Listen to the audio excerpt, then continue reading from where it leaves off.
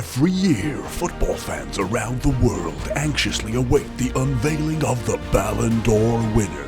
The best of the best, the creme de la creme, Oh, what a load of bollocks. It's that time of year again where hyperactive children across the world argue about the player they dislike winning the Ballon d'Or or the player they do like not winning the Ballon d'Or. Let me be straight with you, I think the Ballon d'Or is an absolute farce, and until they establish some sense of criteria as to how you win the award, it will always be a farce. It's meant to be this glamorous, classy affair, but last year's Ballon d'Or lost all of its credibility after this rabid individual was invited into the ceremony to sit in the crowd and foam at the mouth. Even back in 2010, they had those F2 freestylers duo on stage while Xavi and Messi were trying to eat their bloody gazpacho soup. Let's say for some bizarre reason, Messi refused to play anywhere else on the pitch except in goal. The world would very quickly find out that sticking Messi in net is about as much use as a marzipan dildo. It's about time the world recognised that the position you play defines this award, and the world needs to understand that Rodri and players like Rodri have such a valuable role to play in so many football teams across the world, and they deserve recognition. In the history of Ballon d'Or winners, Lev Yashin still remains the only goalkeeper to win the award back in 1963. 4 centre-backs have won the award before. Unbelievable. Zero fullbacks have ever won the award. No one wants to grow up and be a Gary Neville. 3 central midfielders have won the award. 8 attacking midfielders have won the award. And 6 wingers have won the award. Do you want to know how many forwards have won this award? 45.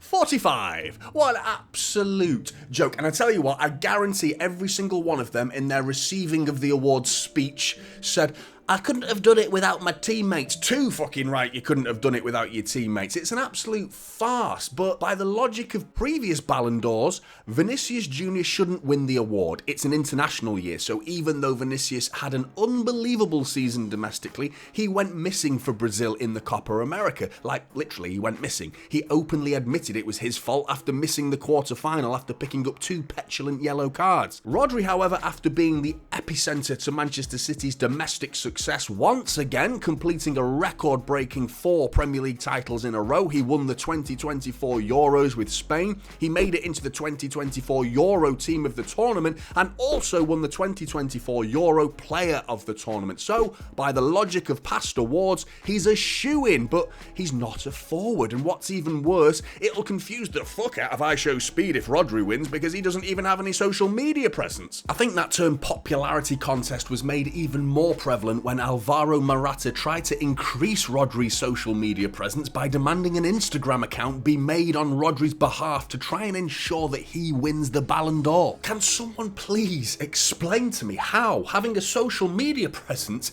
helps you as a football player? What impact does that have as a football player? Even the players themselves are recognising that having a social media presence helps you win this award, and Morata's doing everything he can to help his Spanish colleague Rodri in winning the award. But Rodri's football does the talking. And just to be clear, as a football purist, I love Lionel Messi. He's the greatest player to have ever played the game. But as a man of logical equality, the award makes very little sense. The award skews the importance of the individual performances towards not necessarily the best player, but the best player who had a role in a team's achievement. It's disproportionately based on team results. Mbappe was guaranteed to win that Ballon d'Or had France won the penalty shootout in the World Cup final of 2022. Instead, Messi wins the Ballon d'Or because Argentina won that penalty shootout in the World Cup final because of players making decisions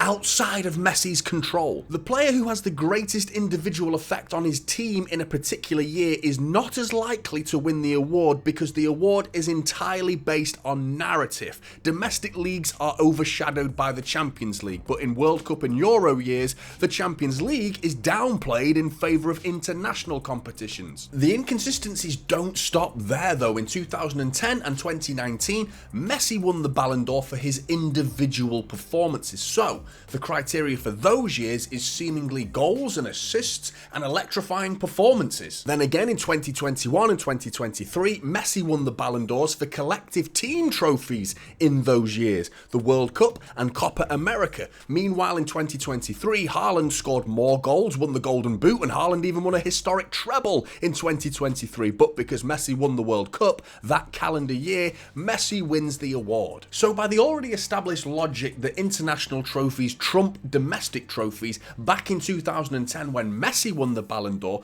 surely it should have either have been Xavi or Iniesta, seeing as those two played such an integral role in Spain winning the World Cup in 2010. But if 2010's logic is applied to 2023, where individual stats and performances trump everything else, which I believe they always should, then surely Haaland's 61 goal contributions in 2023, as well as a historic domestic and European treble, should have won him the Ballon d'Or. It makes absolutely no sense whatsoever, but this isn't a World Cup year though, is it? So now we've got to decide between two continental trophies, and the Ballon d'Or has the privileged honour of deciding which continent means more, South America or Europe. And until then, we're going to sit back, relax and wait for a Fabrizio Romano notification who will announce the winner a week before the award ceremony even takes place.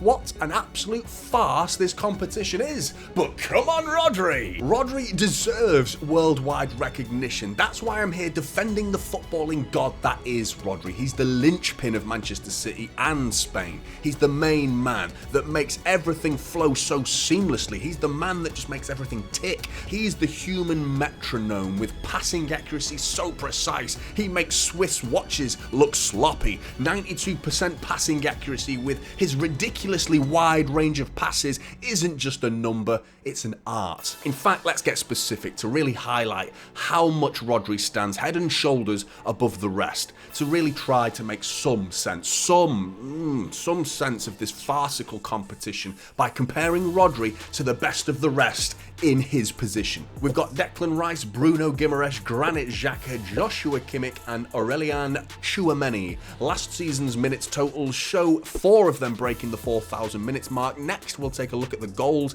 and assist records, which for this position on the pitch shouldn't really matter too much. But this is the Ballon d'Or we're talking about, where if you don't score goals, you're meaningless. As you can see, Rodri is absolutely smashing it with 22 goal contributions and is comfortably on top of this list for his G&A per 90 as well. Distribution-wise, Rodri is the best in the world. He's ranked top here by his progressive passing distance, which measures in yards how far the ball has been passed forward. In other words, not taking the easy option, breaking the defensive lines and trying the more difficult passes. And not only has Rodri passed the ball forward more than any other player on this list last year, he's also maintained the best pass completion percentage in the process. Ball recoveries next, boom. Rodri smashing it in both overall and per 90 minutes. He's a machine at both ends of the pitch. Finally, let's take a look at his plus-minus goals net ratio per 90 minutes, which for those who aren't aware calculates the team's net goals scored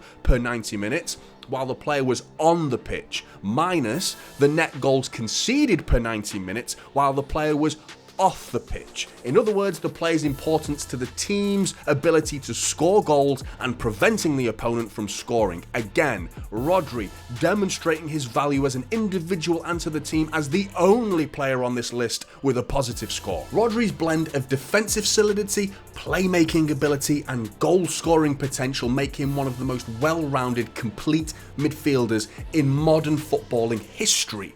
This player has gone from the youth ranks of Spain to becoming one of the most important players in the best team in the world. Statistically, he is the best player in the world in his position. And trophy-wise, he has ticked every single box needed to make him more than worthy Ballon d'Or winner. This is typical City now.